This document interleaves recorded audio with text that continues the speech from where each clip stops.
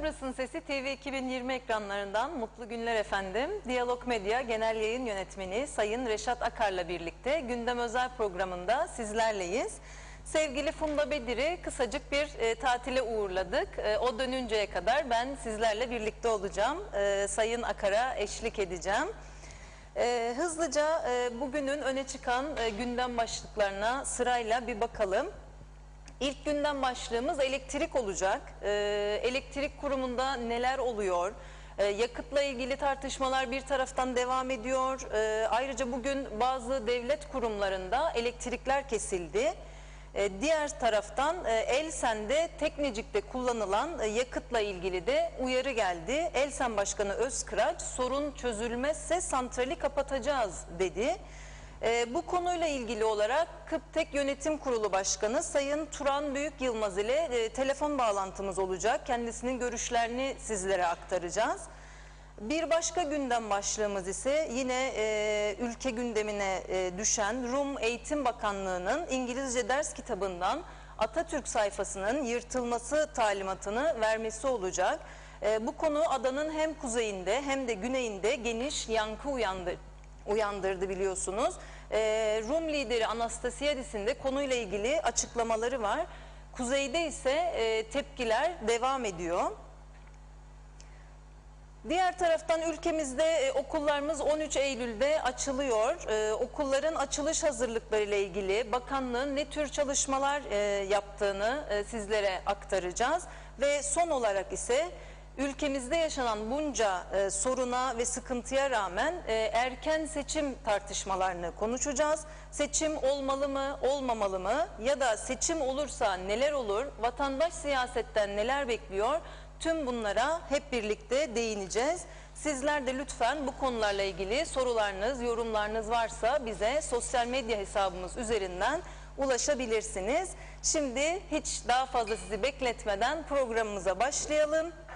Ve sözü değerli yorumları için Sayın Akar'a bırakıyorum. Merhabalar Reşat Bey. Merhabalar Nazan Hanım. Sizlere hoş geldiniz diyorum. Hayırlı günler.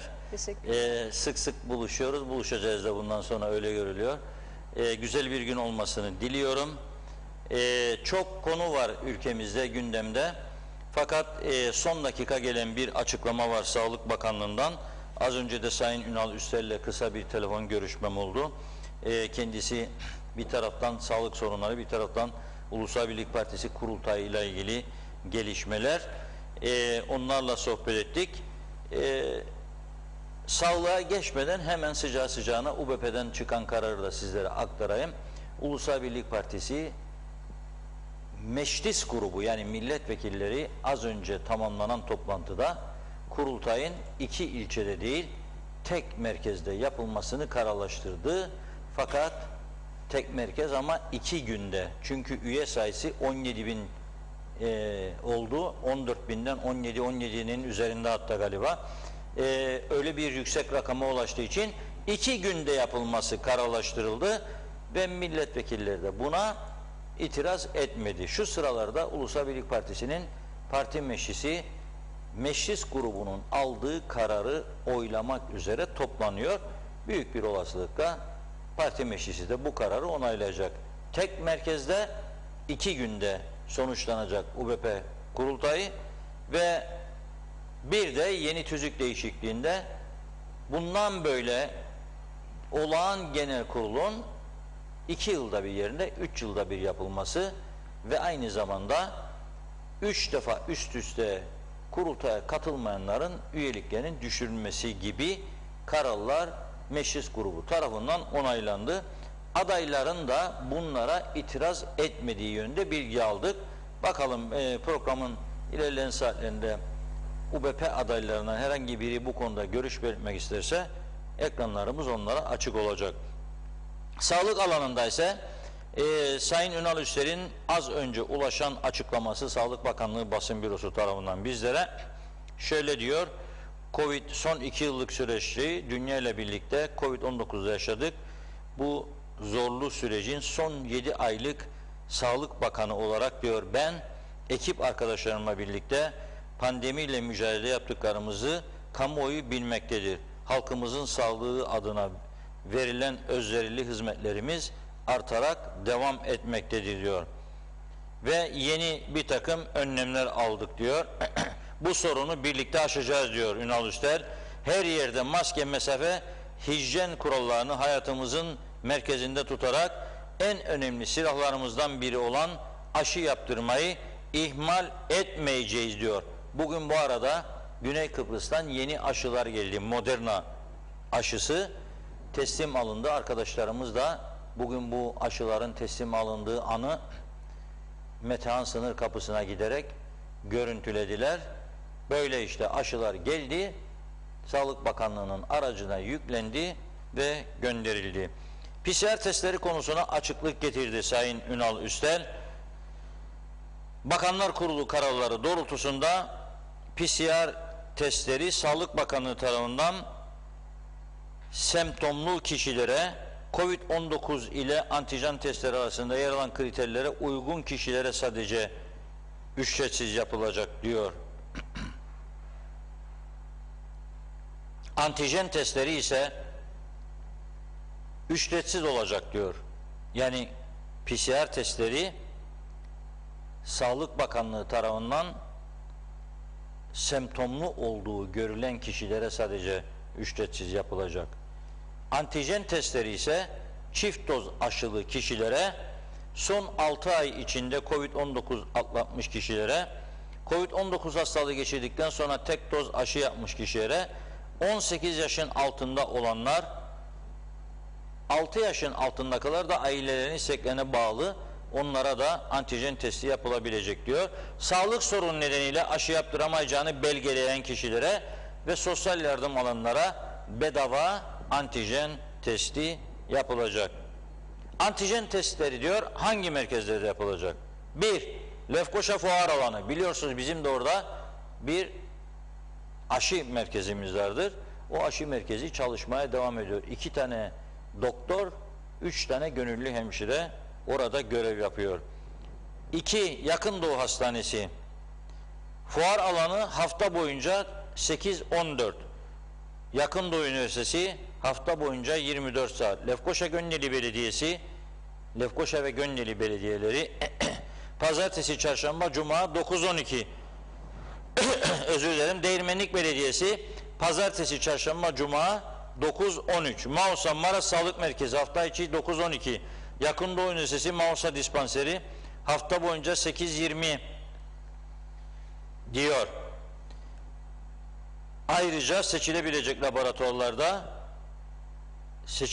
laboratuvarlarda testlerini yapabilecekler diyor. Sağlık Bakanlığı açıklamasını sizlere son dakika haberi olarak aktardık. Ama gündemimizin birinci sırasında bugün ne vardı? Nazan Hanım az önce bahsetti. Elektrik meselesi yine. Elektriklerin sürekli kesildiği bir ülkede yaşıyoruz. Ve Kıptek'in sorunlarının da bitmediğini biliyoruz. Yıllardır aynı sorunlarla cebelleşiyoruz. Yani elektrik kurumunda sürekli sorun var. Malzeme alımları sorun, jeneratör bakımları sorun, teknecikten çıkan zehirli dumanlar, filtre meselesi sorun, akaryakıt alımı ihaleleri sorun, her şey sorun. Ve halen bu sorunların çözülmediği görülüyor.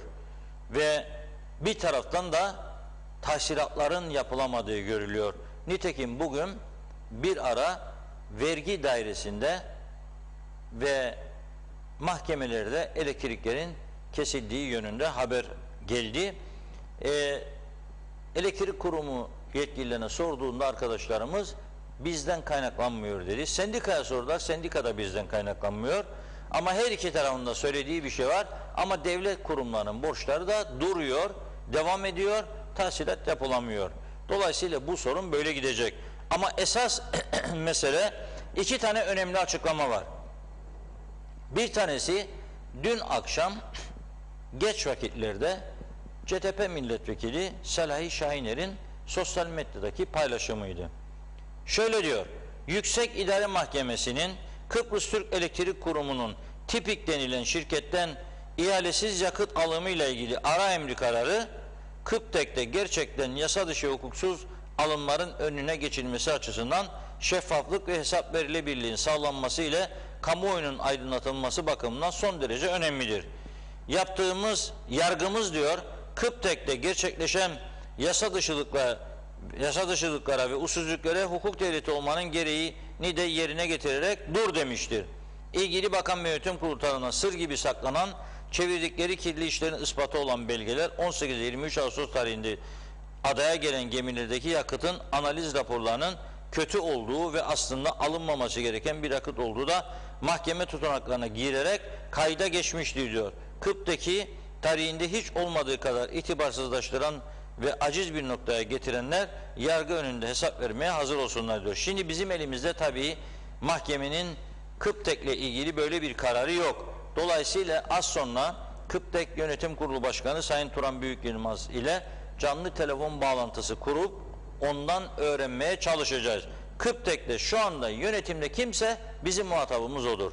Sendikanın da bir açıklaması var. Onu da atlayacak değiliz tabii. Sendika Başkanı da ESM Başkanı Kubilay Özkıraç bugün bir açıklama yaptı. Onun açıklaması da yakıtla ilgili. O da şöyle diyor. Teknecik elektrik santralinde kullanılan yakıt nedeniyle çalışanların sağlığı risk altındadır diyor. Personelin artık çalışamayacak duruma geldiğini söyleyen Özkıraç, sorun çözülmezse diyor, Teknecik elektrik santralini kapatacağız. Ne olacak? Yetkisi var mı? Kapatabilir mi? Kapatırsa ne olacak? İşte orası çok ilginç. Kapatırsa karanlıkta kalacak her yer. Onun kapatmasına müsaade edecekler mi? Orasını da az sonra yönetim kurulu başkanıyla konuşacağız. Eğer sendika grev kararı alırsa, kimse çalışmazsa sonuç ne olabilir? Onu da konuşacağız. Şöyle diyor Özkıraç, son kez uyarıyoruz. Uzmanların ve ELSE'nin bütün uyarılara rağmen çok kötü koşullarda üretimi devam ettirmeye çalışan arkadaşlarımız artık üretimi devam ettirmekte büyük zorluklarla karşılaşıyorlar. Bu nedenle 13 Eylül gününe kadar bu sorun çözülmezse Teknecik santralini kapatacağız. Bizim için çalışanlarımızın sağlığı her şeyden önemlidir. Emekçi kardeşlerimizi sağlık koşullarında çalıştıran anlayışı şiddetle kınıyoruz diyor. 13 Eylül pazartesi olur tabii ki. Pazartesine kadar süremiz vardır. Ki neler olur bakalım o güne kadar. Allah kerim amin. Fakat bu arada 2 gün önce bir noktaya değinmiştim. Demiştim ki Girne'nin o tehlikeli virajı Ciklos mevkiinde kamera vardır artık. Dikkat ediniz, 50'yi geçtiğinizde kamera çekmeye başlıyor sizi. Ceza gelecek yani. Ama ilginç olan bir şey, elektrik varsa tabii o bölgede kamera çalışıyor. Son bir hafta o uyardığımız halde buradan geceleri 20'den sonra o lambalar, o bölgenin elektrikleri çalışmıyor. Tam da Ciklos virajı en tehlikeli yer ve oraya kamera koydular. Şimdi burada kuşkulandırıcı bir durum var. Neden o kameranın konduğu bölge sadece bir hafta 10 gündür her gece karanlık geçerken oradan herkes görüyor ve tehlike arz ediyor tabii. En tehlikeli bölge. Ya elektrik kurumuysa elektrik kurumu, karayolları ise karayolları, Girne Belediye ise Girne Belediyesi. Buradan çağrı yapıyorum, Allah'larına koyuyorum. Allah aşkına bakın ya, insanların hayatı bu kadar mı önemsizdir? Yani herkes bir zevk aleminde, bir yerlerde, yemelerde, içmelerde, ya mitinglerde, ya nutuklarda, ya parti toplantılarında. Ama bu hayati bir konu. Ve bakınız bugün bir izleyicimiz fotoğrafını çekti saat 11'de. Ben de oradan 13'te geçtim. Nazan Hanım 15'te geçti. Gündüz yanıyor ışıklar orada. Gündüz yanıyor. Olduğu yer bugün çekilmiş fotoğraf. Bakınız lambalar yanıyor. Ama gece oldu mu ki yanması gereken zaman gece yanmıyor. Şimdi Turan Bey'e bunu da soracağım. Neden bu lambalar ters çalışıyor? Gündüz yanıyor, gece yanmıyor. Bu da Kuzey Kıbrıs Türk Cumhuriyeti'nin bir özelliği mi? Tanınma açısından hani böyle ters işler olduğu zaman dünya bizi tanıyabilir gibi bir durum çıkar ortaya. Onu konuşacağız. Arkadaşlarımız Turan Bey'i telefona alıyorlar veya almışlardır. Kendisiyle bu önemli konuları konuşacağız. Ama Teknecik Santralı eğer sendika eylem kararını uygularsa 13'ünden sonra işimiz zor demektir yine. Hazır mıyız? Evet, bağlantımız hazır. Turan Bey merhabalar, hoş geldiniz yayınımıza. Merhaba, merhaba. Selamlar Turan Bey. Turan Bey. Merhaba Reşat Bey. Merhaba, sesiniz zayıf geliyor. Arkadaşlar biraz içeride ses versinler bize de. Şimdi nereden başlayalım? Elektrik kurumunda sorunlar bitmiyor. Şimdi sendika diyor ki yakıt kötü.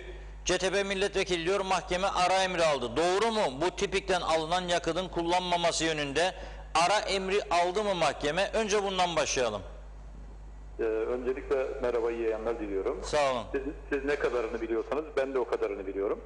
Sonuçta dün bir mahkeme yapıldı ama henüz bu ara emriyle ilgili bize bir sonuç bildirilmedi.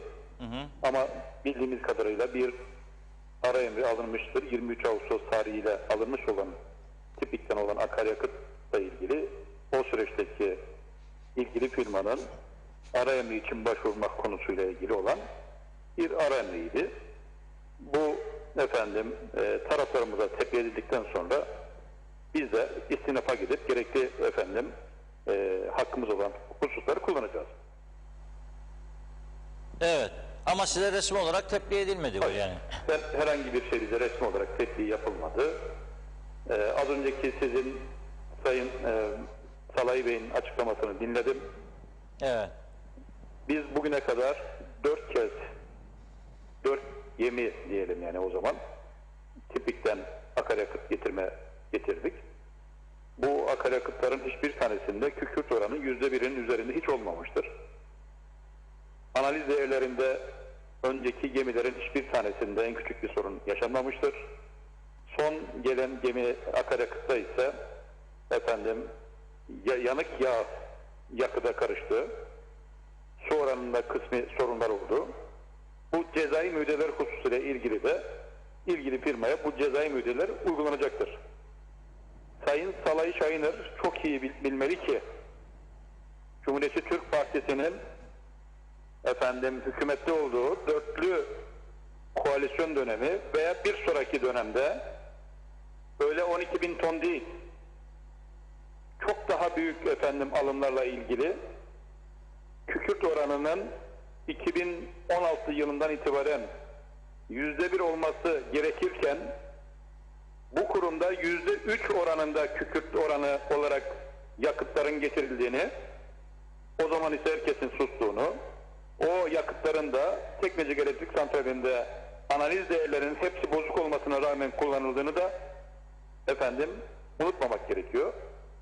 Çok şükür ki bizim dönemimizde kükürt oranı yani çevreye verebilecek, çevrenin kirlenmesini sağlayacak hiçbir şekilde bizim getirmiş olduğumuz yakıtta bir kükürt konusu %1'in üzerinde hiç olmamıştır. Son gelen yani 23 Ağustos sürecine gelen yakıtta yanık yağ mevcuttur. Bozuk olan analizlerle ilgili çevreyi sıkıntıya sokacak husus yoktur. Ama bu yakıtın içerisindilki sıkıntılı olan bölümler mevcut makinalarla ilgili, işlevlerle ilgili zarar verecek hususlardır. Bununla ilgili firmaya gerekli cezai müeyyideler uygulanmıştır. Bunu da sizlerle paylaşmak istiyorum. Peki siz söylediğiniz Cumhuriyetçi Türk Partisi iktidar döneminde daha fazla miktarlarda aynı net %1'in üzerinde bakın adaya hiç girmemesi gereken, yani belki Cumhuriyetçi Türk Partisi hükümeti olmayabilir ama Halkın Partisi ve hükümeti döneminde adaya hiç girmemesi gereken kükürt oranı %1'in üzerinde, %3'ün üstünde olan bu ülkeye akaryakıt gelmiştir. Tekmecik'te kullanılmıştır. Bölge her türlü şekilde en zor koşullar altında kirletilmiştir. Ama onlar hiçbir zaman dile getirilmemiştir. Ama biz hiçbir şekilde bugüne kadar getirmiş olduğumuz yakıtlarda kükürt oranı %1'in üzerinde olan hiçbir zaman bir yakıt gelmemiştir. Son gelen yakıtta da kükürt oranı 0.8'di. Yani bu hususu da sizlerle paylaşmak istiyorum. Gelelim diğer hususa. Keşke Salay Bey kendi hükümetleri döneminde veya bir sonraki hükümet döneminde o 38.8 dolardan taşımacılığı yaparken isyanlarını ortaya koyabilseydi onu ben alkışlardım. O zaman hissesi çıkmayan Salay Şahiner bugün ise kahraman kesildi ve bizim bu taşıma konusuyla ilgili gelen bütün yakıtların da kaç liraya getirildiğini herkes çok iyi bilmektedir. O süreçte 38.8 dolardan 0.1 olması gereken kükürt oranı 3'lerin üzerindeyken aynı esaslarda aynı klas değerlerde ödemeleri yapılıp 38.8 dolardan taşımacılığı yapılırken sesleri çıkmayanlar bugün 30 dolarlara 31 dolarlara taşımacılığı yapılan akaryakıtla ilgili figen yapıyorlar. Reşat Bey, burasını hiç anlayamıyorum. Evet. Amaç üzülmemek değil, amaç bağcıyı dövmek. Bu böyle topyekün hep bir ağızdan her şekilde üzerimize gelirlerse bu da çok ilginç olur. Peki sendikada diyor ki çalışanlarımız çok kötü etkileniyor. Bu yakıttan yani sağlıkları bozuluyor diyor ve 13'üne kadar size süre veriyor. Yani ya durdurun ya da ben diyor kapatacağım tekneci. Böyle bir yetkisi var mı? Sendikanın işi bu değil. Sendika işini bilecek. Sendika haddini bilecek. Böyle her çaprazdan gelen ateşe karşılıklı cevap veriyorlarsa bu çok manizardır Reşat Bey. Yani aynı ses birkaç farklı yerden çıkıyorsa bu çok manizardır. Sendika bir taraftan, Salay Bey bir taraftan, başkaları bir taraftan aynı sesi çıkartıp bazı şeyleri bozmak için mücadele ediyorsa yapacak bir şey yok. Bu Kıbrıs Türk halkının inisiyatifine kalan, vicdanına kalan bir durum olur. Doğru. Şimdi bakın bir izleyicimiz, siz dediğiniz de daha önce de geldi bu yakıt. Evet. Bir izleyicimiz diyor ki kötü yakıtı 2009 ile 2015 tarihleri arasında tipik getirmiştir yine diyor. Ben 2009-2015 sürecini dile getirmiyorum. Çünkü o süreçte %1 değil %3'e kadar bu yakıtı getirme hakları vardı. Avrupa Birliği uyum yasaları sonrasında 2016'dan itibaren kükürt oranı %1'in üzerinde olan yakıtların bu ülkeye girmesi mümkün değildi. Ama benim bahsetmiş olduğum 2019-2020 yılı sürecini kapsayan bir süreçtir veya o süreçte de olan dönemdir. %3'ün üzerinde bu ülkeye yakıt getirilip Teknecik Elektrik Santrali'nde kullanılmıştır. O süreçteki bu kahramanlar neredeydi? Neden grev yapmamışlardı? Neden isyan etmemişlerdi? Yasak olan bir yakıtı bu ülkeye nasıl sokmuşlardı? Yeşil Barış Hareketleri ve çevre örgütleri neredeydi? Neden o zaman hiç sesleri çıkmamıştı? Ama bugün ne yazık ki bu insanlar bu ülkeye yakıt oranının kükürt oranının %1'in altında olmasına rağmen hep piyasada ve hepsi sorguluyor. Çok daha pahalı oranda taşımacılığı yapılmış, çok kalitesiz yakıtlar, plas değerleri çok kaliteli yakıtmış gibi ödenmiş olan hususlarda hiç sesleri çıkmamıştı. Bugün ise hepsi konuşabiliyorlar, dile getiriyorlar. Acaba amaç nedir? Bunu sormak lazım. Vatandaşa bunu anlatmak gerekiyor. Peki ama şöyle bir durumda bu Kıptek yani şu anda bir akaryakıt ihalesini de gerçekleştiremedi. Bir de bu gerçek var. Yani o durum ne oldu? İptal olmuştu yine. %100 size katılıyorum. Aksini söylemiyorum. Ama bu sorunu bizim yönetim olarak çözme şansımız yok. Benim öyle bir yetkim yok. Sizin yok. Ben sadece bunların çalışmasını yapar. Merkezi İhale Komisyonu'na gönderirim. Merkezi İhale Komisyonu bu çalışmaların tamamlayıp sonucu bağlaması gereken kurumdur.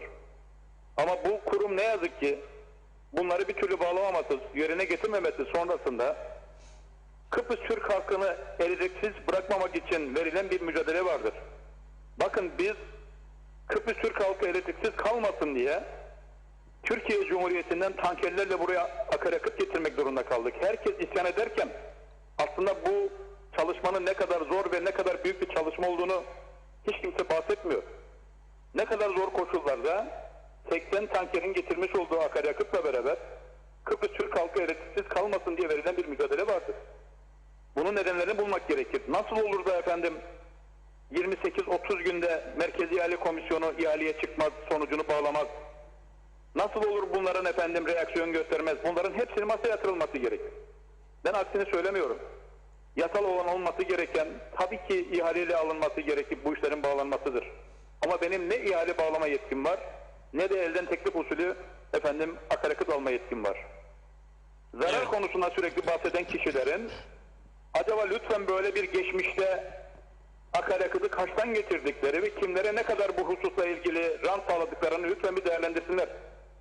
Bu rantın durmasından sonra efendim ortaya çıkan sermayeyi yönetenler bizi nasıl dövdürdüğünü ve bunlara siyasilerin de ortak olduğunu gördükten sonra konuşacak hiçbir şey kalmamıştır. Evet, peki şimdi... Bunu görebiliyorum. 7 aylık, 8 aylık yönetim kurulu başkanlığında gördüğüm şu ki bu kurumu teslim almış olan sermaye güçlerinden bunu kurtarabilmek için verilen mücadelede ne yazık ki o kirli ellere siyasiler de bulaşmıştır. Ya bu çok ciddi bir iddia bu. Yani diyorsunuz benim ki... gördüğüm budur. Benim gördüğüm budur. Yani diyorsunuz ki bazı sermaye çevreleri bu kurumu teslim aldılar. İhale yöntemleriyle herhalde demek istiyorsunuz. Ve bazı siyasiler de bunlara yardımcı veya destekçi oluyor, öyle mi? Aynen öyledir. Peki kim çözecek bu düğümü? Halk çözecektir. Ve biz vatandaşa geldiğimiz günden itibaren şeffaf bir şekilde Kıbrıs Türkleri Kurumu'nu açtık. Yani ne olup ne gittiğini, neler yaşadığımızı her programda, her canlı yayında hiç çekinmeden sizlerle ve basındaki tüm yetkililerle paylaştık. Ama sonuç eğer değişmeyecekse, eğer geçmişe döneceksek, yine aynı dönemleri yaşayacaksak, yine akaryakıt taşımacılığı 38.80'den olacaksa, belki daha yukarılardan, yine belli firmalar Kıbrıs Türkleri Kurumu'nun içerisinde pink atacaksa ve bunlar efendim güçlendirilmiş bir şekilde devam edecekse, sanırım ki mücadele etmenin de bir anlamı yoktur. Teslim olmak gerekiyor. Biz de bu düzene ayak uydurmamız gerektiğini dile getirmek gerekiyor. Ama biz buna diyoruz ki hayır, biz teslim olmayacağız. Mücadelemiz sonuna kadar devam edecek. Doğruyu bulana kadar efendim en ucuz, en kaliteli yapılması gereken neyse onun yapılmasına devam edene kadar yolumuza devam edeceğiz diyorum. Peki şimdi sizin elinizde yeterli yakıt var mı? Toplam elimizde şu anda 8 günlük akaryakıt kalmış. 8 günlük. 8 günlük, evet. Bizim jeneratörün mazot Yok. dolduralım da Yok, 8 gün öyle sonra... sorun çözülecektir. Herhangi bir huzursuzluk olmayacaktır. Nasıl çözeceksiniz? Ayın 20'sinde efendim ihalemiz kapanacaktır. Bu arada akaryakıtımız gelecektir. Efendim bu sorun çözülecektir. Ben herhangi bir sıkıntı yaşayacağımızı düşünmüyorum. Yani yine tipikten mi gelecek? Yani evet. Yani şu andaki durumumuz o şekilde. Efendim bu sorunu bir şekilde çözeceğiz. Sonuçta bu kurum elektriksiz bırakılamaz. Efendim. Bu şekilde isyan eden firmaların efendim 23 Ağustos sürecinde biz bu insanları Sayın Bakan kendi makamına çağırarak efendim akaryakıt alınmasıyla ilgili elinden ne gelmişse bunların yaptığına ben gözlerimle şahidim Reşat Bey. Öyle ama mi? kurumu darboğaza getirebilmek için herkes topyekün seferberlik ilan etmişse ona da diyecek bir şey kalmıyor. Yani 23 Ağustos sürecinde akaryakıt alınmasıyla ilgili o firmaların hepsine Sayın Bakan elinden geleni yapmış, o akaryakıtı getirebilmek için mücadele etmiş ama hepsi kenara çekilmiştir. Hiçbirisi buraya yaklaşmamıştır. Amaç kurumu akaryakıtsız bırakmaktı. Akım üretmesini engellemekti. Bakanı çaresiz bırakmaktı. Bunların hepsini ben görebiliyorum. Evet. Ben kamuoyunun vicdanına bırakıyorum. Tabii sizin sorun sadece şey değildir ama akaryakıt değil, yani jeneratörlerin yenilenmesi lazım. Teknik parça malzeme istiyormuş, alınmıyor iddiaları var. Bir de en mühimi tahsilatlar. Gerçekten bugün vergi idaresi ve mahkemelerin elektrikleri kesildi mi? Önce jeneratör konusuyla başlayalım. Jeneratör konusunu Reşat Bey biliyorsunuz, biz göreve geldiğimiz vakit 5 tane jeneratör arızalıydı. Zaman zaman bu arızalar da nüksetmişti ama bakım olarak sanırım en iyi devresini geçirdi. Şimdi ise çok daha iyi bir devre geçireceğiz. Efendim 1 Ekim itibarıyla tüm makinaların majör bakımlarına geçilecek. Bu majör bakımları tamamlandıktan sonra bunu sağlayacak artık potansiyelimiz var. Kendi santrallerimiz çok yaşlı olmasına rağmen çok iyi bir randıman alacağımızı değerlendiriyorum. Bu bizim için çok iyi bir haberdir. O yüzden jeneratörlerimizde arıza veya bakımsızlık veya yedek parça konusu ortadan kalkmıştır. 1 Ekim tarihi itibariyle majör bakımlarına tüm makinelerde geçeceğiz. Bu bizi rahatlatacaktır. Vergi dairesi ve mahkemelerin elektriği kesintisi konusu benim ve yönetimimin tamamen bilgisi dışında olan bir kesintiydi. Dün borcu olan tüm devlet kurumları, bunların içerisinde Cumhurbaşkanlığı'nın belli ofisleri dahildir, İçişleri Bakanlığı dahildir, mahkemeler dahildir vesaire vesaire, bunun gibi şeyler yaşanmıştır. Dün gece yarısı bana İçişleri Bakanlığı'nın elektriği kesildiği aktarıldığı anda onun yanlış bir uygulama olduğunu anlattım ve bağlanmasını sağladım. Sabah göreve geldiğimiz vakit Vergi Dairesi ile ilgili Sayın Bakan Dursun Oğuz aradı. Bilgim olmadığını ve gereğini yaptıracağımı söyledim ve bağlattırdık. Mahkemeler konusu hemen sonrasında geldi. Bu kesinlikle kurumun mahkemelerle karşı karşıya gelmesi gibi bir şey algılanıyorsa büyük bir hatadır. Böyle bir şey söz konusu değildir. Devlet kurumlarının haddine değil ki birbirinin içerisinde başka yarışlara girmesi, tamamıyla beraber bu isimlerle değil, borçlu olmaları dolayısıyla kesilmişlerdir. Ama olaya bizi aktardığı anda derhal gereği yapılarak bağlanması sağlanmıştır. Evet. Şimdi tabii elektrik kurumunun bir taraftan bu ihale sorunu var, bir taraftan yakıt, akaryakıt sorunu var, bir taraftan da tahsilatları var. Ne olacak yani, siz mesela ihtiyaç sandığı sigorta primleri yatmıyor diye, daha dün de bir başka şikayeti vardı sendikanın, doğru mu bu? Neden yatırılamıyor? Şimdi Reşat Bey, biliyorsunuz ki tahsilat konusuyla ilgili toplamış olduğumuz paranın tamamını akaryakıda aktarmak zorundayız. Tahsilatın tamamını? Tamamını, çünkü zaten toplamış olduğumuz para ancak akaryakıda yetiyor. Ne kadardır bu aylık mesela tahsilat? 2 gemi geldiği zaman 112 milyondur bu Reşat Bey. Ne kadar? 112 milyon. Aylık. Aylık. 112 milyon TL topluyorsunuz ve bunu akaryakıda mı gidiyor bu?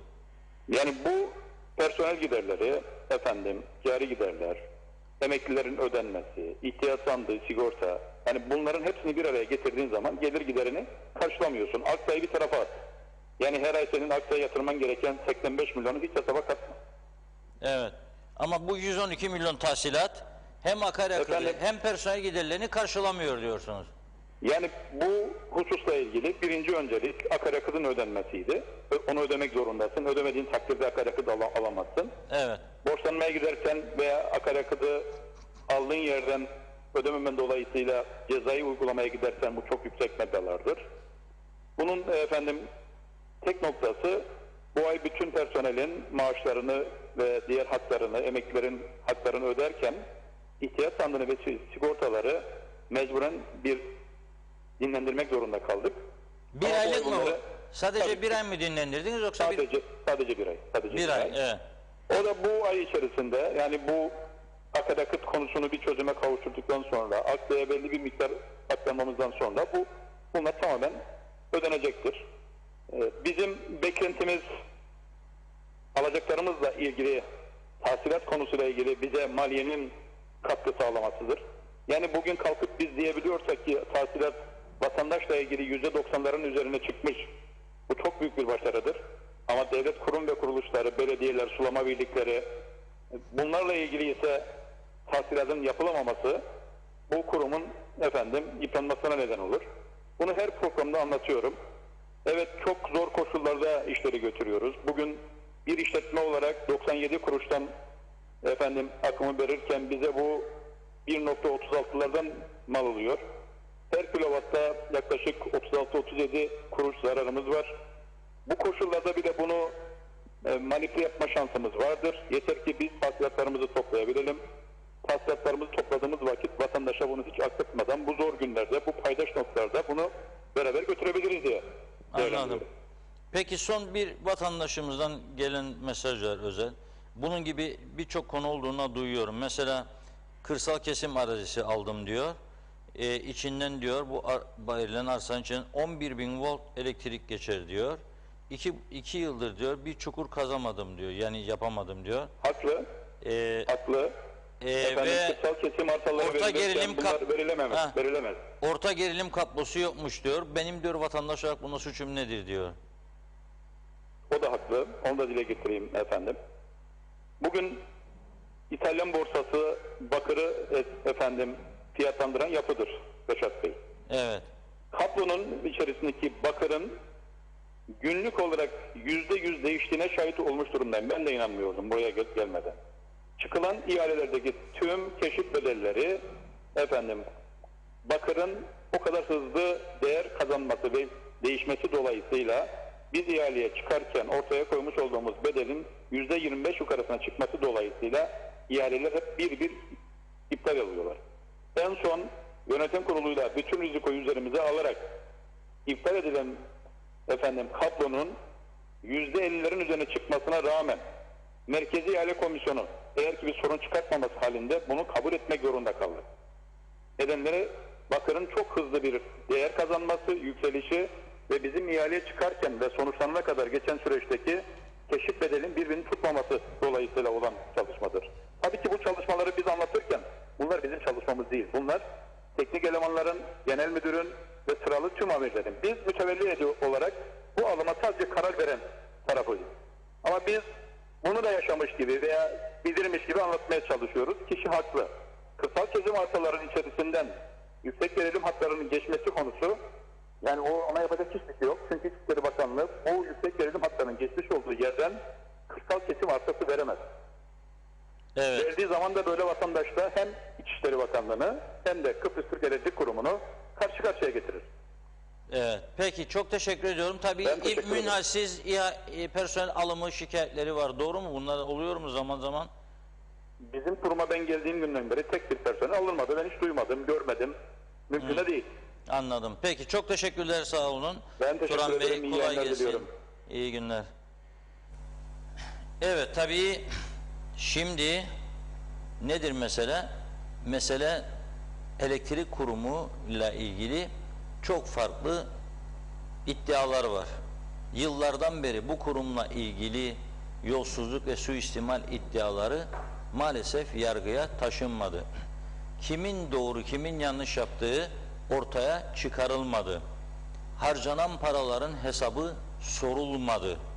Ve şimdi öyle bir noktaya sürükleniyoruz ki karanlıklara doğru götürüyor bizi bu yol.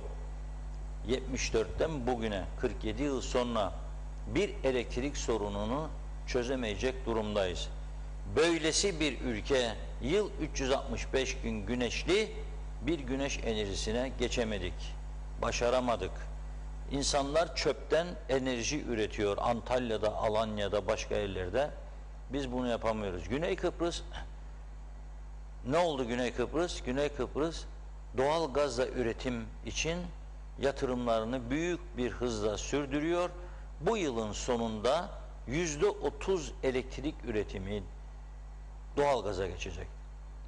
8 tane her biri 5 megawattlık güneş enerjisine izin vermiş durumda. Ve ayrıca Güney Kıbrıs'ın lideri Nikos Anastasiadis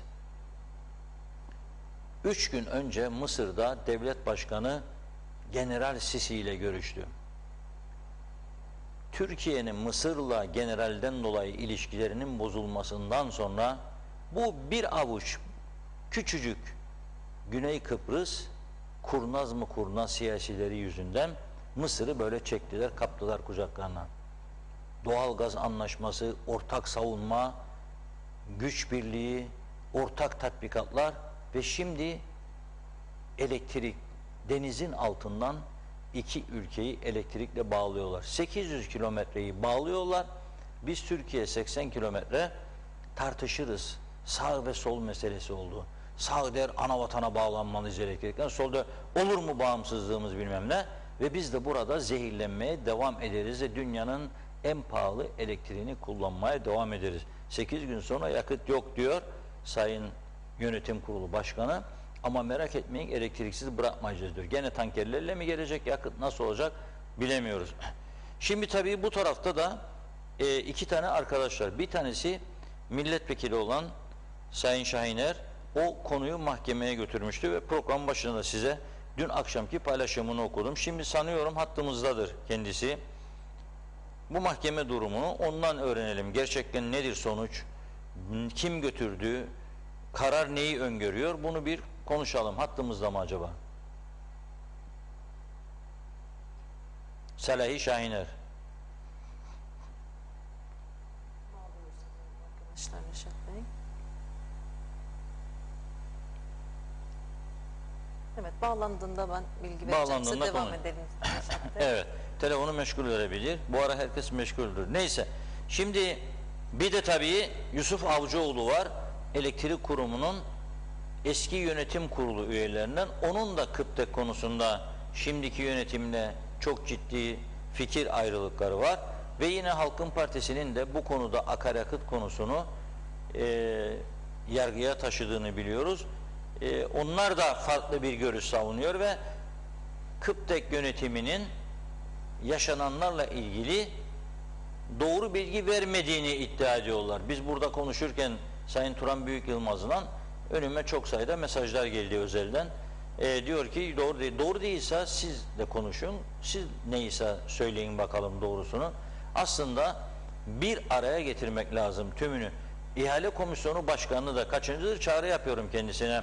Neden bu ihaleyi siz geciktiriyorsunuz ya bağlayamıyorsunuz? Sizi suçluyorlar. Kabul ediyor musunuz bu suçlamaları? Yani ben olsam hayır derim kardeşim eğer suçsuzsam. Derim ki yok, niye ben geciktireyim? Niye ben memleketi karanlıklara sürükleyeyim derim. Veya derim ki bana talimat öyledir. Oyala bu işi. O zaman oyalarım tabii. Hazır mı? Hazır değilse Yusuf Avcıoğlu'na Evet, alalım. bağlantımız hazır Reşat Bey. Evet. Sayın Selahi Şahiner, merhabalar efendim, hoş geldiniz yayınımıza. Merhabalar efendim. Çok teşekkürler nazik davetiniz için programımıza. Evet, Selahi Bey, selamlar. Şimdi Selamlar efendim. yönetim kurulu başkanı bağladık ama sizin dün akşam sosyal medyadaki paylaşımınızı okudum ben. Yüksek Mahkeme ama yönetim kurulu başkanı diyor bize henüz böyle bir mahkeme kararı gelmedi diyor. Aldığını duyduk diyor böyle bir ara ama gelmedi diyor. Bu konuyu sizden dinleyelim. Evet, çok teşekkürler Reşat Bey bu nazik davetiniz için. Öncelikle Kanal 2020'ye herhalde bir özür borçluyum. Çünkü uzun süredir bu işi takip eden bir milletvekili olarak kanala davet edildim. Herhalde bir hatam var ve o yüzden yaklaşık 1,5 yıldır kanala çağrılmıyorum herhangi bir program için. O yüzden bu birkaç dakikalık bu programa katılma gerçekten benim için çok önemli. Kendimi ifade edebilmem için. Tabii ki kendimi değil, Kıbrıs Türk Elektrik Kurumu'nun içerisinde bulunduğu durumu.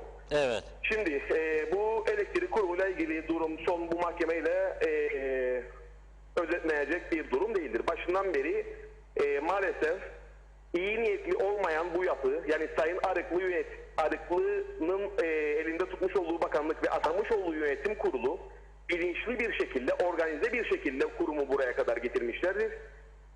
Bunlar görevi ihmal suçunu işleyerek kurumu bu noktaya getirmişlerdir. Akaryakıt alamaz duruma getirmişlerdir. Ocak ayında olması gerekiyordu bu ihale. Bu ihale Ocak ayında olması gerekirken bilinçli olarak Ocak ayındaki ihale uluslararası ihaleye çıkacağım yalanı ile, çünkü bu ihaleler her zaman uluslararasıydı son dönemde, uluslararası ihaleye çıkacağım yalanı ile iptal ediliyor. Ocak ayında bir ihaleyi iptal ederseniz 2 hafta sonra tekrardan ihaleye çıkarsınız. Bu insanlar bilinçli olarak yakıtın biteceği güne 31 Mart'a ve 14 Nisan'a alıyorlar bu ihale tarihlerini. Çünkü yakıt bitecekti. İhaleye çıkmıyorlar. İhaleleri bilinçli olarak siyasi baskıyla iptal ettiriyorlar.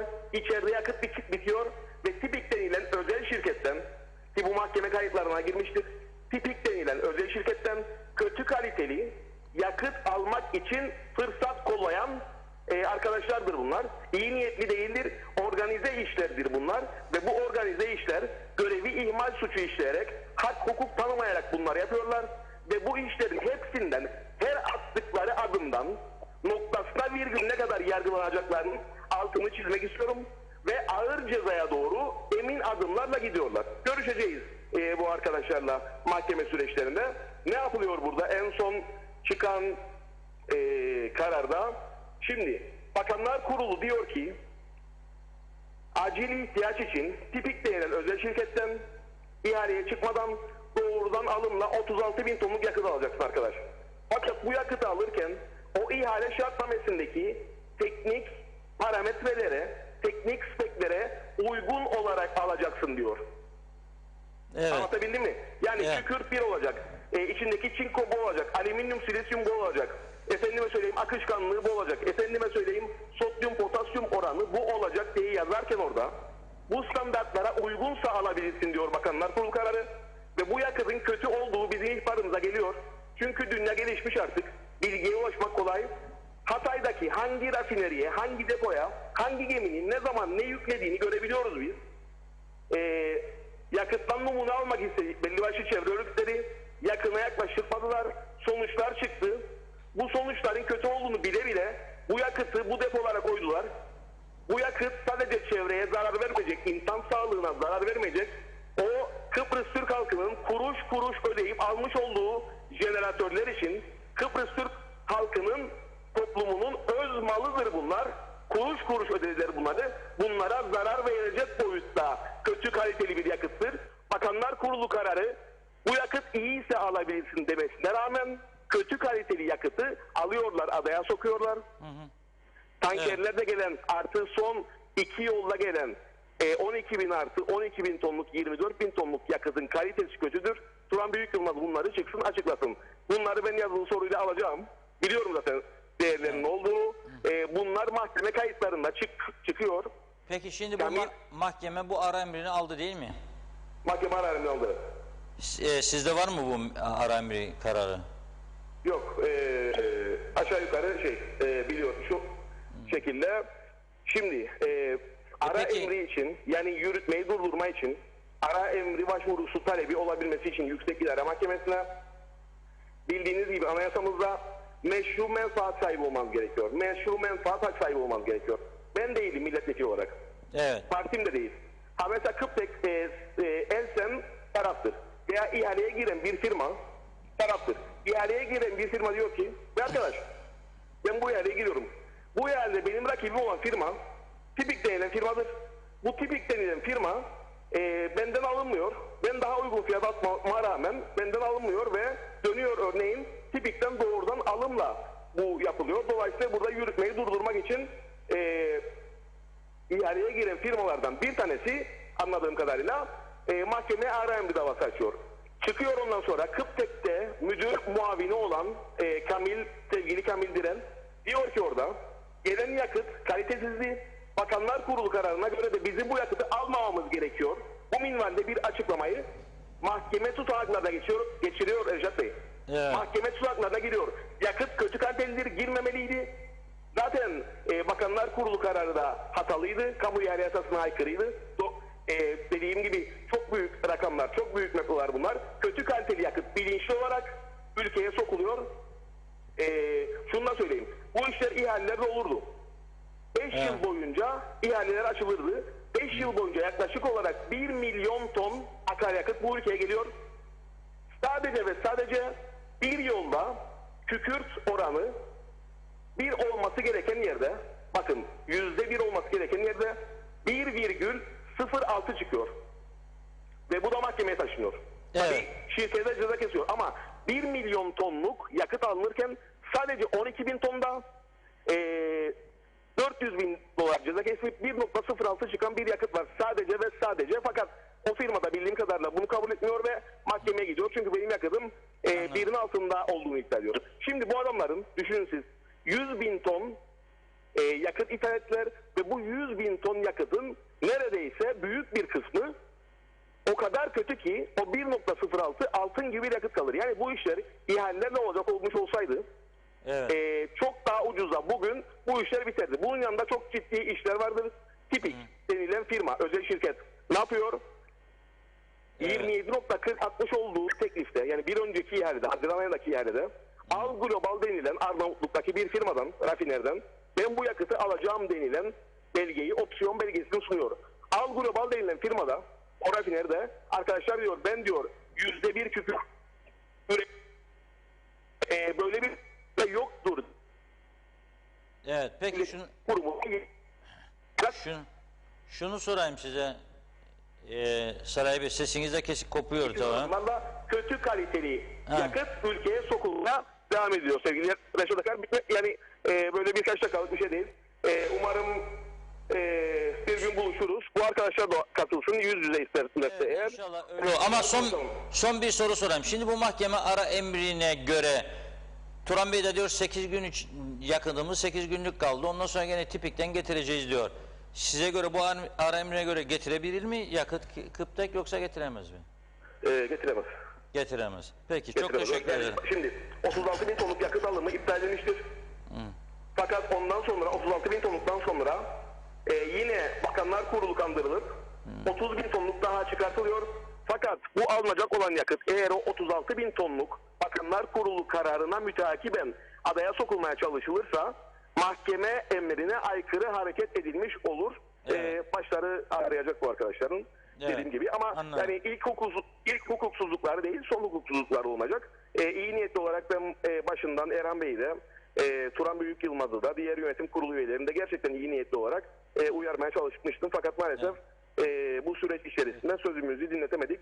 Bu kadar kötü bir duruma, bu kadar müşkül bir duruma düşebileceklerini açıkçası ben bile düşünmemiştim. Gerçekten gelmiş geçmiş en kötü yönetimini bilinçli olarak en kötü yönetimini yaşattırılan bir dönemdeyiz. Teşekkür ederiz. Çok sağ olun. teşekkür ederim. Var olun. Görüşmek üzere. Tabii bu arada Nazan Hanım bayağı mesajlar vardır. Okuyabildiğiniz kadar bir kısım okuyalım çünkü elektrik konusu bitmiyor. Bir de Yusuf Avcıoğlu eski yönetim kurulu üyesi Halkın Partisi kanadından bağlanacak az sonra. Bu arada siz okuyabildiğiniz kadar okuyun ama elektrik de önemli konumuz. Arkadaşlara şimdiden söylüyorum mumları hazırlasınlar. Öyle bir günler geliyor gibi. Buyurun. Tabii ki hızlıca okuyalım. Çok teşekkür ediyoruz öncelikle tüm mesaj gönderen izleyicilerimize. Ulus Barani iyi yayınlar dilemiş bize. Her gün Teknecik Santrali'nin zehir saçtığını söylüyor ve ekranda gösteriyorsunuz. Elsen'den önce bu santral Çevre Koruma Dairesi'nin kapatması lazım değil mi diye sormuş. Çevreyi kirleten şahıslara veya iş yerlerine Çevre Koruma Dairesi ceza keserken güzel santralin yaydığı zehire ceza kesmek yok. Adalet nerede diye sormuş. Zehra Curcuoğlu peki niye gidip o rantçı vurguncu dedikleriyle el sıkışıp iş yaptılar diye sormuş. Zeynel Çolak ceza vereceğiz dediğiniz tipik firmadan yakıt alacağınızı söylüyorsunuz demiş.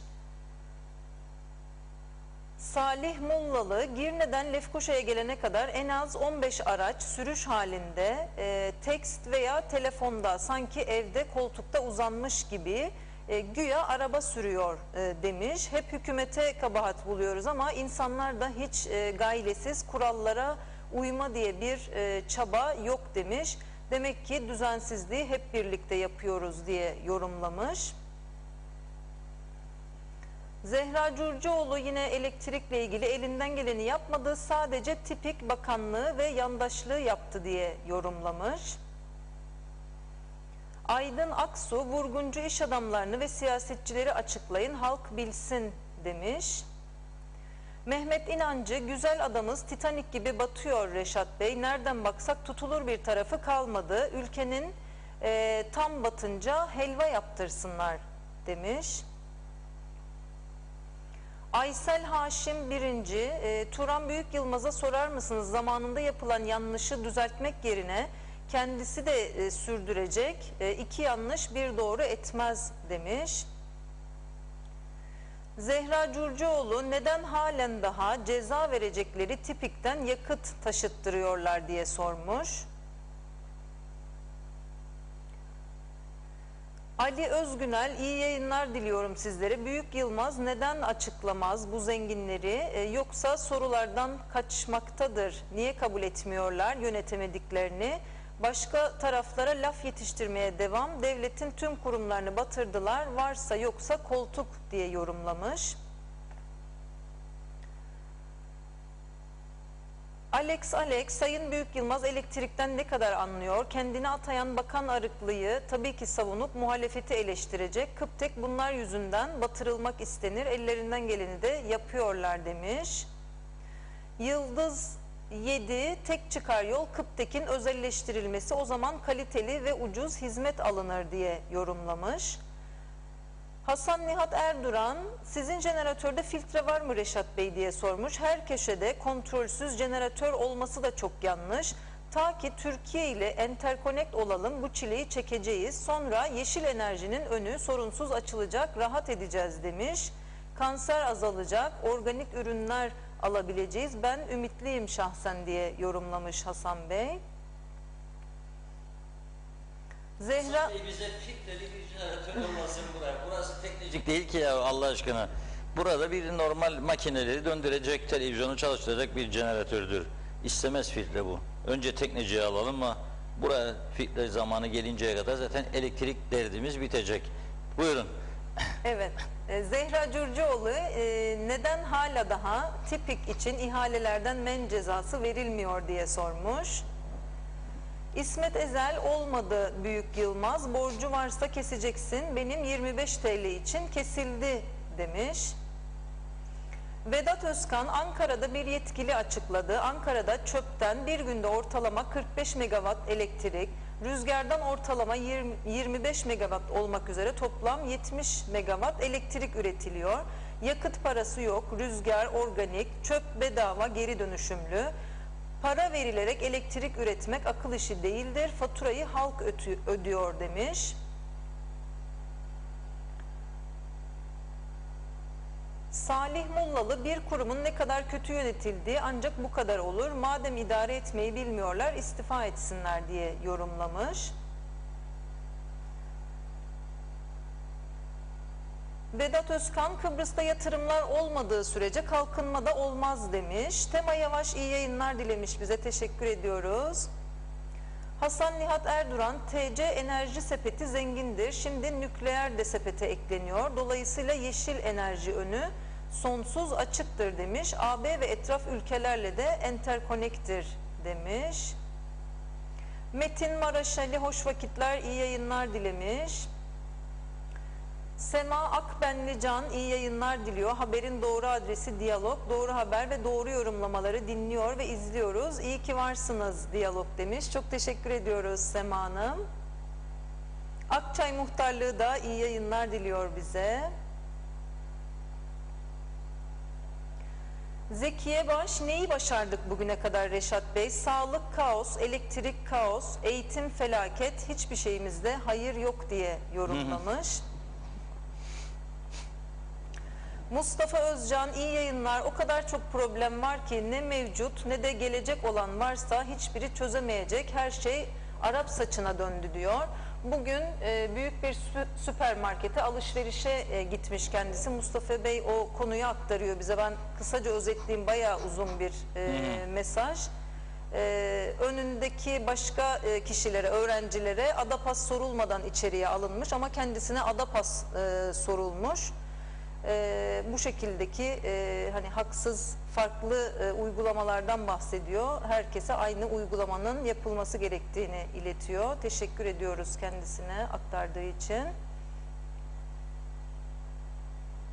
Ömer Boz Karavezirler, Reşat Bey Kıptek onu yapamadı, bunu yapamadı diyorsunuz demiş ama boşuna kendinizi yoruyorsunuz. Ülkesini bile düşünmeyen, batıran, kanserlilerin ilaçlarını almayan bir hükümet varken Kıptek neden bir şey yapsın, satıp paraya çevirecek ki ödemeler olsun diye yorumlamış. Ulusvarani Arıklı Elsen Yönetim Kurulu ve İhale Komisyonu'nun bulunduğu Bermuda Şeytan Üçgeni'nde neler oluyor, neler yaşanıyor, neyi paylaşamıyorlar ki bir türlü akaryakıt ihalesini sonuçlandıramıyorlar ve topu birbirlerine atıyorlar demiş.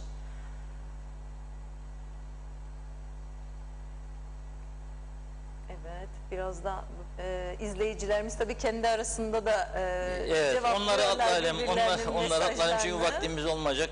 Tabii ki daha hızlıca. bağlantımız var. Mehmet Kurtulmuş selamlar, iyi yayınlar diliyor. Maalesef hükümet sınıfta kaldı. Allah yardımcınız olsun demiş. Hasan Nihat Erduran 90-93'te TC Devleti kurdu 120 megawatt santrali. İlkay Kamil Bey'di diyor bakan o dönem. Mehmet İnancı suçu olanlar yargılanıp cezalarını uzun süre çeksinler. Fakir halkın ahı nereye gidecek diye sormuş. Alex işte şimdi Sayın Salahi Şahiner gerçekleri anlattı. İlerleyen zamanda her şey ortaya çıkacak diye yorumlamış. Vedat Özkan, hükümet kurultay diyor, Kıptek yakıt ihalesi diyor, veli okul masrafı diyor, emekçi asgari ücret diyor, kanser hastası ilaç yok diyor. Bu şekilde Vedat Bey bayağı uzun bir mesajda yorumlamış sorunları. Cumhurbaşkanı Türkiye turunda, turist yok, üniversiteler nasıl açılacak belli değil. Vallahi yoruldum, pes ettim demiş Vedat Bey. Çok haklısınız. Zeka Uçar, iyi yayınlar, selamlar demiş Londra'dan. Biz de sizlere sevgilerimizi iletiyoruz Londra'ya.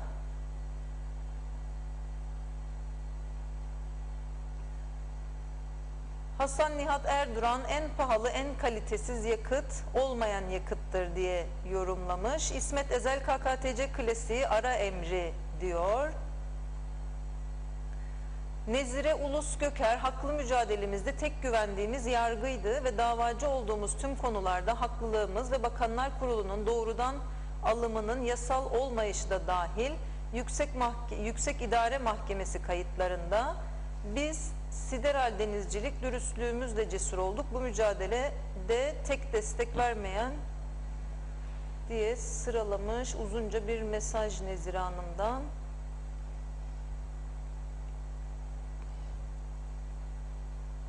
Dilerseniz biraz ara verelim. Bilmece gibi bir ülke demiş. Evet, mesajlar bugün oldukça Biraz yoğun. ara verelim çünkü Telefon bağlantımız Yusuf Avcıoğlu hazır telefon attığımızda sanırım. galiba arkadaşlar Tamam. uyarıyor. Yusuf Bey merhaba. Merhaba Reşat Bey, nasılsınız? İyi, sağ olun. Evet, elektrik kurumuyla başladık. Çok konu var aslında gündemde bugün ama mecburen çünkü yakıt ara emri iddiası var mahkemeden. Yani Tipik'ten yakıt alımının durdurulması yönünde. Evet. Turan Büyük Yılmaz Bey bağlandı. Böyle bir karar duyduğunu ancak kendine tebrik edilmediğini söyledi. 8 günlük yakıt var diyor. 8 gün sonra Tipik'ten mi yine? Evet diyor. Bu taraftan mahkeme emri varsa bu yakıt nasıl gelecek? Daha önce daha kötü yakıtın geldiğini söylüyor buraya. Şimdiki yakıtın standartlara uygun olduğunu belirtiyor. Sizi dinleyelim. Kısaca özetleyebilirsek bu konuda siz ne diyorsunuz? Yönetim kurulu üyeliği yaptınız orada. Geleni çıkanı yakıt kalitesini biliyorsunuz. Sizi dinleyelim. Şimdi öncelikle Turan Bey'in iddiasından başlayayım. Sonra diğer konulara geçelim. Kendisinden önce daha kötü yakıt geldiğini söylüyor. Bir kere Turan Bey'den önce doğrudan alımlar, nereden geldiği, kaça alındığı ve kaça taşındığı belli olmayan yakıt bu kuruma bizim görevde olduğumuz dönemde gelmedi. Kendisinin döneminde bunlar geldi. Kendisine bilgi edinme yasası çerçevesinde bu yakıtın fiyatı nedir? Yakıtın alım fiyatı nedir? Yakıt analizlerinin sonuçları nelerdir? Bu yakıt hangi rafineriden alınmıştır sorularını sormamızın üzerinden geçtiğimiz salı günü tam 3 hafta geçti.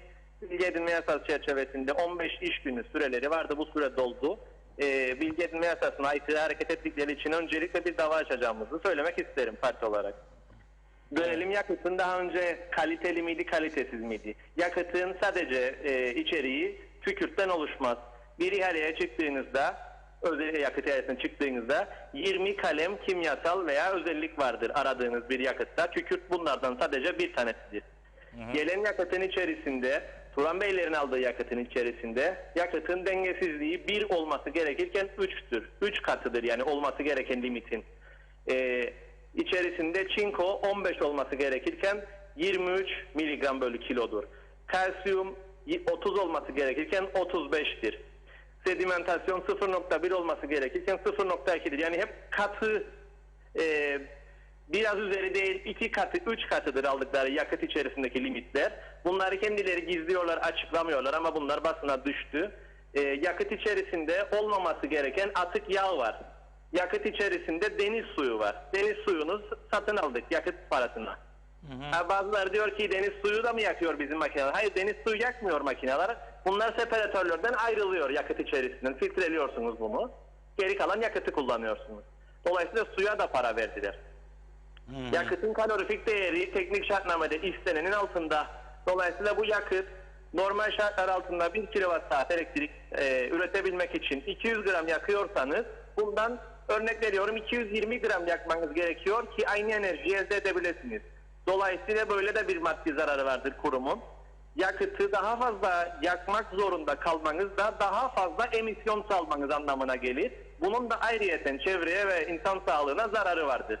Dolayısıyla bir tek kükürt oranının limitleri içerisinde olması her şey demek değildir. Kimse kimseyi kandırmasın.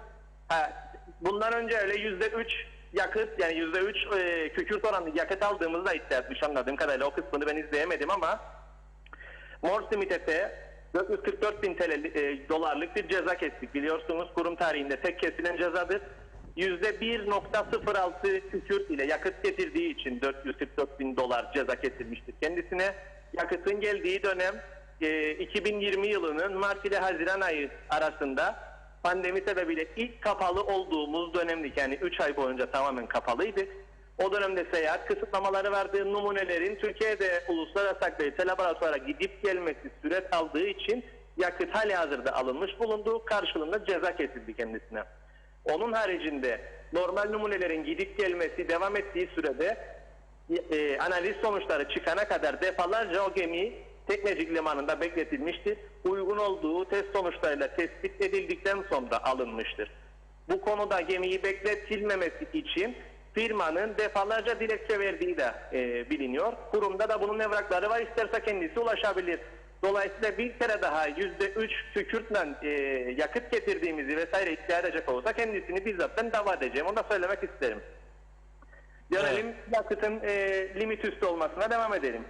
Peki Farkındaysanız bu yakıtın bir şey sormak istiyorum. Bu yakıtın kalitesini Kıbrıs'ta ölçebilecek bir mekanizma var mı? Birim var mı yoksa? Güney Kıbrıs'ta vardır. Güneyde var.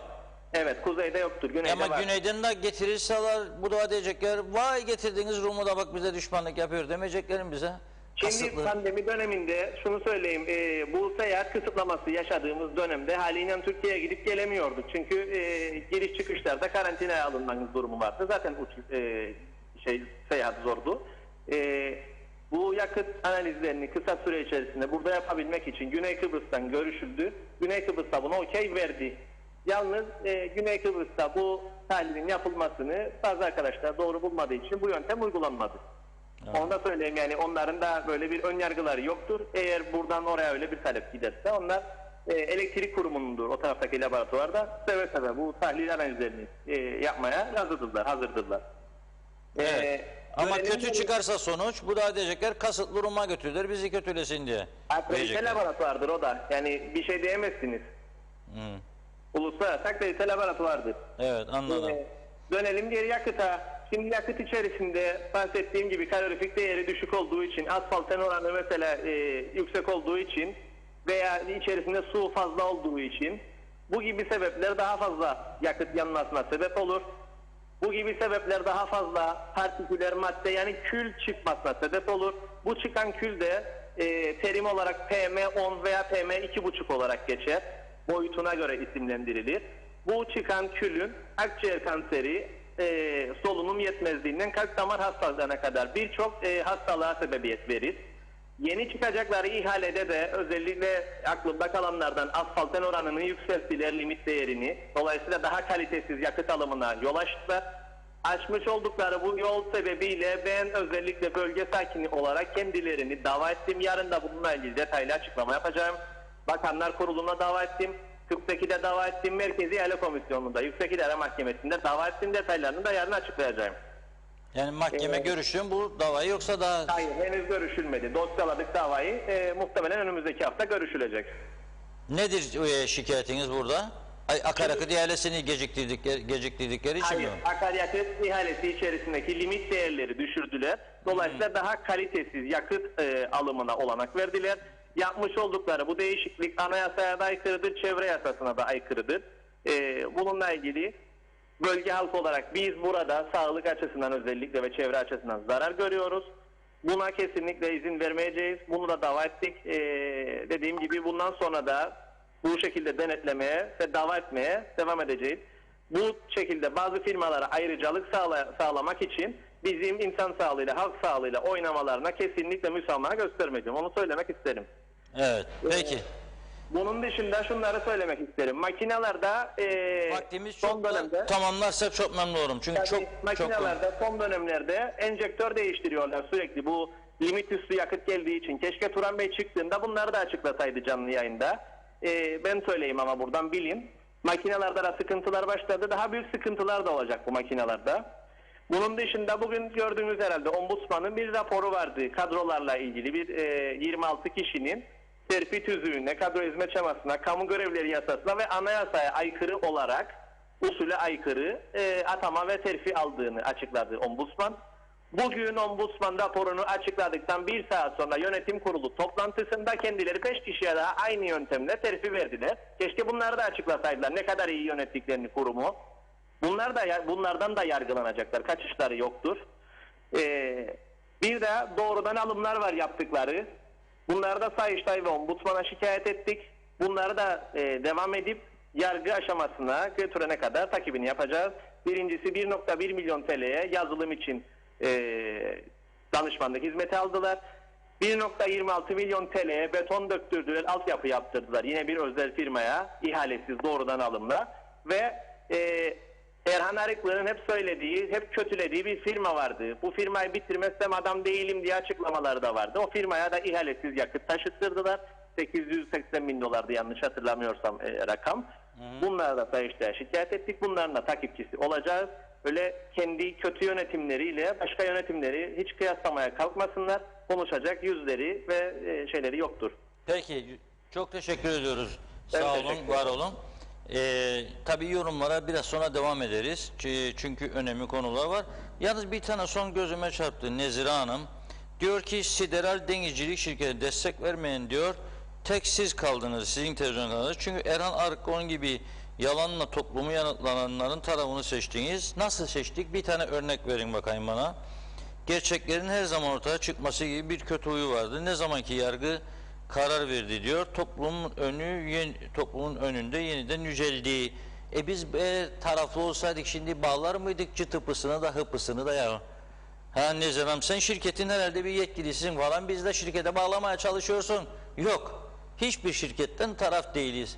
Tam tarafsız, tam bağımsız. Her görüşe de yer veriyor muyuz? Ha bundan mutlu değilseniz o zaman siz taraflı kendinizin tarafını destekleyen organ arıyorsunuz. Bulabilirsiniz çok.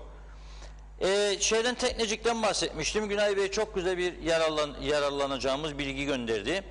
Onu da okuyayım. Diyor ki Ciklos'ta aydınlatma lambalarının gündüz yanıp gece yanmamasının sebebi çok basittir. Tüm yol aydınlatma lambaları elektrikle çalışan bir vakit sayacı ile yanıp sönerler. Herhangi bir sebepten dolayı elektrik kesintisi olduğunda sayaç çalışmaz ve tekrar elektrik geldiğinde timer gerçek vakit ile örtüşmez. Ve gece yanacağı yerde gündüz yanar ve vice versa diyor. Bu sayaçlar ya her gün kontrol edilip doğru vakte göre düzeltilmeli ki diyor pahalıya mal olur veya vakit sayacı aydınlık seviyesini algılayıp devreyi açıp kapatan modeli ile değiştirilmesi sorunu çözer. Tabii timer ile çalışan sistemde aynı enerji gündüz boşa ziyan edilir diyor. Ben de diyorum ki kimin umurunda? Hiçbir kimsenin umurunda olan bir şey yok. Çok konu var memlekette.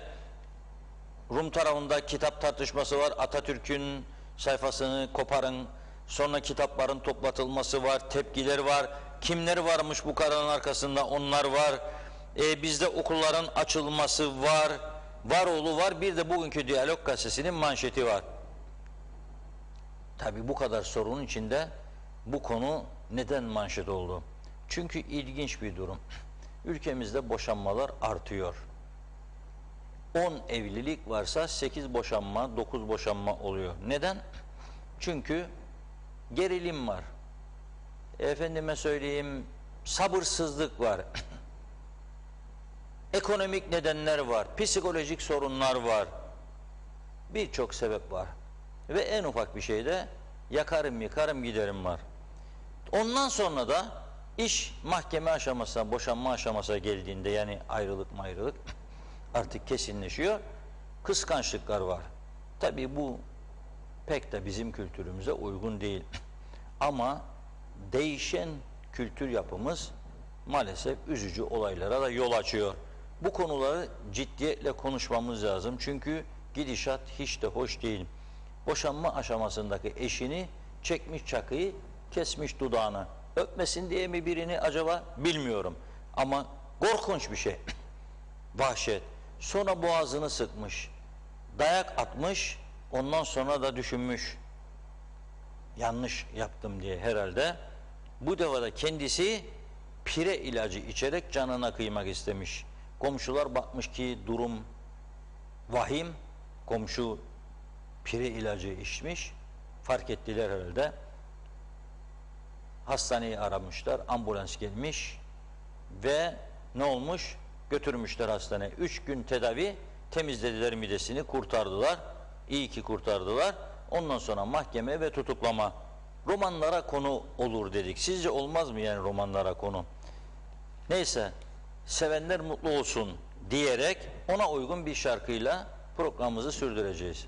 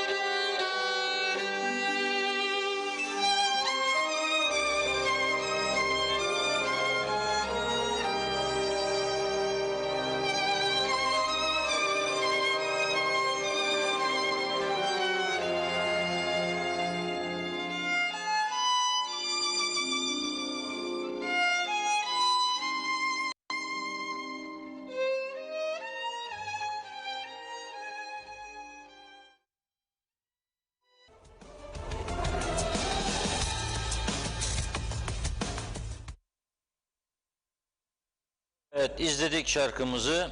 Tabii bu şarkıyı çok sanatçı çalıyor. The Godfather, unutulmaz filmi de vardır biliyorsunuz. Ama birçok ünlünün eseri telif meselesi olduğu için Facebook üzerinden de yayın yapmamızdan dolayı yayınlamamız zorlaşıyor. Dolayısıyla yasaklara girmeyeni seçmek zorunda kalıyoruz ama gayet güzel çaldı bu kemancı Pablo Navarro. Onun şarkısını izledik. The Godfather. Dediğim gibi unutulmaz bir şarkı ve unutulmaz bir film var bu konuda. Yıllar önce izlemiştik. Şimdi Atatürk'ü öven bir sayfa varmış. Oxford Yayınları. Dünyaca ünlü. Rum okullarında bunu ortaokullarda dağıtmışlar öğrencilere. Sonradan fark etmişler ki bu kitabın içerisinde Atatürk'ten övgü dolu sözler var. Atatürk bir dünya lideri tabii. Atatürk bir dünya lideri. Türkiye'nin kurucusu. Dolayısıyla Atatürk elbette bütün dünyanın övgüyle bahsettiği bir lider. Böylesi bir başarılı tabii ki çok az dünya liderine nasip olmuş. Rumlar bunu görünce demiş ki Eğitim Bakanı internet üzerinden mesaj atmış bütün okul yöneticilerine. Demiş ki o sayfayı yırtıp olduğu gibi çöpe atınız. Saygıları bu kadar. Hem çocuklara kitap veriyor, öğrensinler, büyüsünler, gerçekleri bilerek büyüsünler, hem işine gelmeyenleri söküp atıyor ve maksatlı bir eğitim yaptırıyor çocuklara. Maksatlı. Daha önce de söyledim, tekrar söylüyorum. Matematik kitaplarında bile Türkçe düşmanlığının olduğunu en çok barış isteyen parti olarak bildiğimiz CTP'li bir arkadaştan dinlemiştim ve bir CTP'nin üst düzey yetkilisinden. Matematik kitaplarında soruyorlarmış çocuklara, Andreas, senin köyünde 1100 kişi yaşar. Barbar Türkler 200'ünü öldürürse sayı kaça düşer Andreas diye sorar öğretmen. Bu tarih dersi, coğrafya dersi falan değil, matematik. Ve hazır çözüme yarın birleşecek. Yok öyle bir şey. Geçenlerde bir önemli kurum temsilcileriyle görüştüm. Sonra da yakınlaşmayla ilgili ne oluyor? Hiçbir şey dedim. Bizim sendikalar çıksın söylesin. Sayın Akıncı'nın döneminde karar alındı. 2 toplumlu teknik komite. Ne kararı? Rum öğrenciler bizim okullara gelsin. Temsili bir heyet. Bizim öğrenciler de onlara gitsin. Devamlı bunlar gidip gelmeler olsun. Bizimkiler oraya gitti. Onlar bir defa geldi, 2 geldi. Belki kıyametler koptu. Çocuklarımızı götüremezsiniz barbarların okullarına. Nerede barbarlık var ya? Bizdeki insanlık keşke sizde de olsa. Olsaydı zaten 63'te silahla üstümüze gelmezdiniz 74'e kadar. Taşkent'i ben yaratmadım. Atlılar, Murat Ağa Sandalları ben yaratmadım. Ayvasılı ben yaratmadım. Dolayısıyla bu çok kötü bir şey. En fazla da çözüme destek verdiğimiz bir dönemde belki düzelir, belki uzlaşırız diye bunu yapmaları çok kötü oldu. Fakat Rum basını bugün biraz ışık tuttu bu konuya. Ardından tabii onlarda da bazı sağduyulu insanlar var. Onlarda da o sağduyu, bir sendika tepki gösterdi, AKEL Partisi tepki gösterdi. Nedir bu yaptığınız? Çağ dışılık dedi. Bunun üzerine Eğitim Bakanı panikleyerek bütün kitapları geri çekiyorum dedi. Sayfayı yırtmaya gerek kalmadan kitapları geri çekmiş. Ve bu konuyu Rum lideri Anastasias da bugün açıklama yaptı. Çağırdım Eğitim Bakanı da bir konuşacağım meninan demiş. Da sanki Eğitim Bakanı sana sormadan yaptıydı bu girişimi. Mümkün mü? Ama diyor ki Philadelphos gazetesi bugün bu işin arkasında da diyor kilise ve elam var. Bakınız elam, faşist elam bir terör örgütünü siyasallaştırdılar. Meclise soktular. Önce 2 milletvekili, şimdi 4 milletvekili. Irkçılık gittikçe yükseliyor güneyde. Ne demiş elam açıklamasına bilir misiniz? Bakanlığın diyor kararını memnuniyetle karşılıyoruz. Helenizmin katili olan Kemal Atatürk'ün Yunan okullarında herhangi bir şekilde övülmesine tolere edilemeyiz diyor. İzin vermeyeceğiz diyor elam. Dolayısıyla bu konu gündemdeki yerini koruyor. Anastasias da az önce dediğim gibi izahat isteyecekmiş. Bizim taraftan da KıTÖS, Güney Kıbrıs'taki Eğitim Bakanlığı'nın lise İngilizce kitaplarında Dünyanın Kahramanları başlığı altında Mustafa Kemal Atatürk'ün yer almasıyla okullara genelge gönderip kitaplardan ilgili sayfanın yırtılmasını istemesi, gelen tepkilerin ardından ise kitabı tamamen müfredattan çıkarma kararı almasını eleştirmiş KıTÖS. Yapılan açıklamada insan onuru, özgürlük, demokrasi, eşitlik, hukukun üstünlüğü ve insan haklarına saygı AB üye devletleri tarafından paylaşılan değerlerdir. AB eğitim politikasında buna önem verilmesi tüm devletlerin ödevidir. AB üyesi olan bir eğitim bakanlığının böylesi bir iskandala imza atması en hafif tabirle kabul edilemezdir diyor. En hafif tabirle utanç vericidir. Daha güzel bir cümle olurdu ama yine de KıTÖS'ün tepki göstermesi önemlidir. Kendilerine ben de bir vatandaş olarak teşekkür ediyorum. Bizim okullara geçiyoruz. Çok mu mesajlar Nazan Hanım? Yok, siz devam edebilirsiniz Reşat Bey. Peki özetleyebilirsiniz de bugünlük öyle olacak. Tamam. Yetişemezsek yetişemediklerimizi özetleyebilirsiniz. Tabii okullardan bahsederken bizim okullara geçelim. 13 Eylül'de ilk öğretim, 14 Eylül'de orta öğretim ve meslek liseleri açılacak. Bu yıl ülke genelinde 50.000 öğrenci ders görecekmiş. 5.800 de öğretmen görev alacak. Yaklaşık 2 yıl sonra çocuklar okula gidecek. Onun için bütün öğretmenlerden rica ediyoruz. Okula gelecek olan çocukları sizin öz evladınız gibi düşünüp 2 yıllık kayıplarını da düşünüp onlara sarılmak, onları en güzel şekilde eğitmektir. Saat doldu 11.30-12 gideyim demek yerine bazı günler 1 olsun 2 olsun güzel saatler geçirmeye bakınız. Hele daha havalar çok güzel. Yağmur çamur olmadan okul bahçesinde de onlarla güzel sohbet edip oyunla birlikte ders yaptırma imkanı vardır. Aman gideceğim de başka yerde toplantım var dershane yerine onlara biraz zaman ayırması öğretmenlerin son derece önemli olacak. Panik yapmak yerine çocukların hijyen koşullarına uyulmasını öğretmenler de denetlemeli. Tuvaletlere bakmalı, çeşmelerden akan sulara bakmalı, çevreye bakmalı, bakanlığı uyarmalı, sıkışık vaziyetlerde gerekirse yardımlaşma açarak kendi aralarında eksik malzemeleri tamamlamalı. Bana ne demek yerine onu yapmalı. Anlarlar mı tabii yardım yapsak biz kıymetini bilirler mi diye düşünebilirler. Haklıdırlar. Kıymet bilen de pek yok yani. Tam tersini düşünün. Hele biraz zıt mıt işler olursa durum çok daha vahim. O yüzden buradan şimdiden bu mesajı verelim. Tabii pazartesi günü yine konuşacağız. Öğrencilerle de görüşmeler olacak. Bugün bir önemli konumuz daha vardı. O konuyu tabii çok yoğun gitti elektrik meselesi diye yarınki programımıza bırakıyoruz ve mesajlarla da Nazan Hanım okuyunca tamamlayalım programımızı diyoruz. Evet, hemen hızlıca devam edelim. Erol Canseç yazmış. Keşke bu ülkede tek sorun yakıt sorunu olsaydı.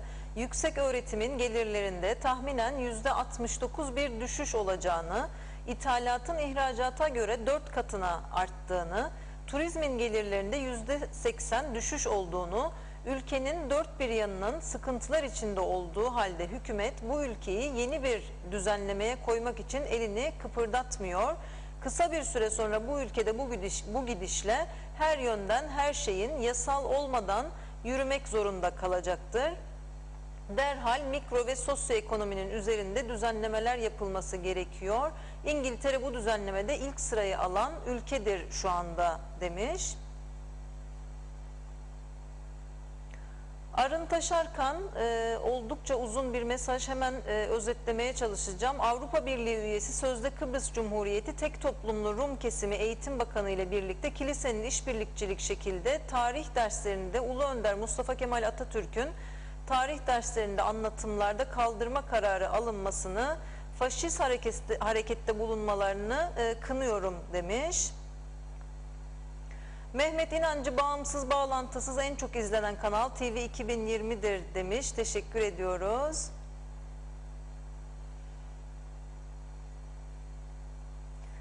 Hasan Nihat Erduran ya timer ya da fotosel olur. Basit sistemler bunlar. Kıptek'te gece 23'e kadar arıza ekibi tutar ve öder demiş. Mehmet İnancı adamların bazıları ruh hastası Reşat Bey, ya benimsin ya toprağın diyerek kadına her türlü işkenceyi öldürmeye teşebbüs ediyorlar. Bu tipleri adadan sürmek lazım diye yorumlamış. Evet, bugünkü müziğimizle ilgili güzel yorumlarınız var. Teşekkür ediyoruz.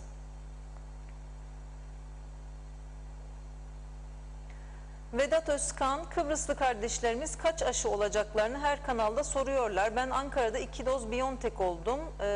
HES kodundan 3. doz randevusu almak istedim. Karşıma mesaj çıktı diye Türkiye'deki tecrübesini aktarmış bize.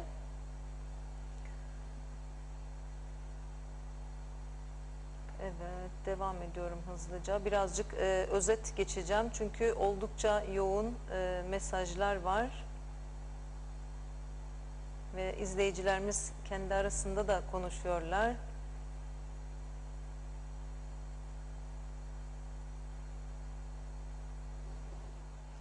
Evet, son olarak da Hasan Nihat Erduran'ın mesajına bakalım. Kiliseyi bugün kapatsalar 10 yıl içinde çözüm olur. Her Rum Türk kahvesi ve çay tiryakisi olur. Türk ve Türkiye hayranı olur. Hiç tereddütüm yoktur diye yorumlamış.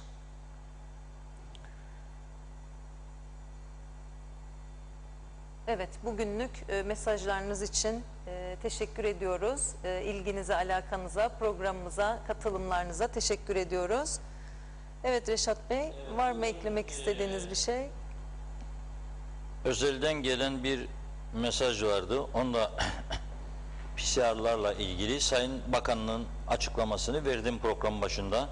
PCR ve antijen testleri nelerde yapılacak? Onları aktardım. PCR sadece yardıma muhtaç insanlara ve sendrom yaşayanlara ücretsiz. Antijen testleri, diğer PCR'lar hep ücretli. Antijen testleri de ücretsiz olacak. Ve yapılan antijen testleriyle ilgili yerlerin isimlerini açıklamıştık. Fakat sabahleyin bir mesaj gelmişti Ertan Bey'den. Diyor ki pazartesi diyor çok sayıda insan gittik PCR yaptırdık. Akşama kadar bekledik diyor. Netice yok. Salı akşama kadar bekledik. Gene netice yok. Bugün 3. gün. Eğer bu testlerde pozitif varsa 3 gündür bu insanlar diyor hastalığı yayıyor demektir. Sistem çökmüş diyor. Evet. Testler neden çıkmıyordu? Sordum nerede bu? Girne Akçiçek Hastanesi'nde olduğunu söyledi. Dolayısıyla oraya dikkat çekmek istiyorum. PCR testleri 3 gün olmaz tabii. Eğer gerçekten pozitif bir vaka varsa bu testin yapılmasından 5-6 saat sonra en geç neticenin çıkması lazım. İnsanlar eğer pozitif vaka varsa tedbirini alsınlar diye. Ama öyle görülüyor ki bizler de kendimiz dikkat etmek zorundayız yaşantımıza. Bu konuda dün bayağı konuşmalar yapmıştık, görüntüler de aktarmıştık. Özellikle hafta sonu eğlencelerinde mesafe, maske falan hiç böyle kural yok. Hadi eğlenceye gittim maske nasıl olacak? İçki içeceğim falan diyor. Kabul ediyorum. O zaman da böyle 200-300 kişinin iç içe olduğu ortamlarda mutlaka sorun çıkacak demektir. Buna da hazırlıklı olacağız. Eğer bundan kurtulmak istiyorsak mesafelere, eğlence şeklimize mutlaka dikkat edeceğiz. Çünkü denetimin yapılamadığı da gözler önünde görüyoruz. Denetim yapılamıyor. Bugün bu kadarla noktalıyoruz. Nazan Hanım'a da çok teşekkür ediyorum. Birlikte güzel bir program geçirdik inanıyorum. Yarın yine birlikte olacağız. Önümüzdeki haftada inşallah birlikte olacağız. Tabii ki, memnuniyetle. Evet değerli izleyenlerimiz, bugün de yoğun bir gündemle karşınızdaydık. Bizden sonra ana haber bültenimizle yayınımız devam edecek.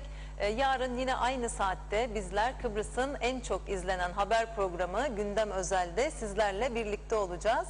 Hepinize mutlu akşamlar efendim.